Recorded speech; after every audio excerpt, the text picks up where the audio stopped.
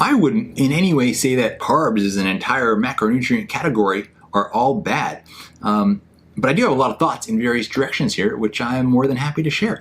So carbs should be done in moderation, but what level that moderation is going to depend on your state of health. Maybe you are dealing with like candida or some other very sugar sensitive condition, or really trying to pursue weight loss, in which case for a time period you might want to really cut those carbohydrates down to a minimum and get your body out of the state of glycation and get it into more of a ketogenic state where you're burning fat as fuel. And this can be done just as a long-term strategy to develop metabolic flexibility and get your body better at burning fat as fuel.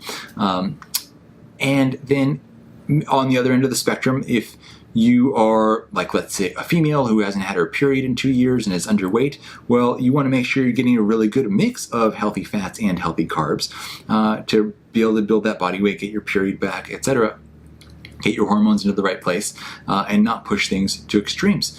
And so it really depends. And then for those are the two ends. And then in the middle, you want to just find a good moderate amount of carbs where your energy is good, your hormones are good, you're feeling happy, and you're enjoying life, and your health reflects that. So some grains are problematic. For example, like if somebody has gut issues and autoimmunity issues and therefore is very sensitive to lectins, certain grains could be problematic for you. They can be triggering immune responses.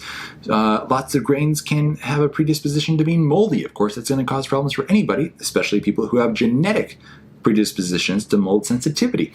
So those would be forms of bad carbs, moldy grains, of course. Going overboard and having a metabolism that's entirely reliant on carbs, probably not great. As you say, you're going to be on this blood sugar roller coaster. It's going to lead to accelerated aging. And then, of course, like processed carbs, like if we're talking Wonder Bread, of course, that's a joke. I mean, it's not even a food. You're in most cases better off fasting.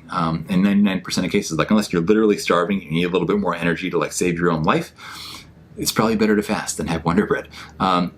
So to recap, I wouldn't vilify carbs as a whole. There's definitely health benefits to having an appropriate amount of carbs for you and the stage of your personal health journey that you're on. And that's going to be a very individual case-by-case basis type thing.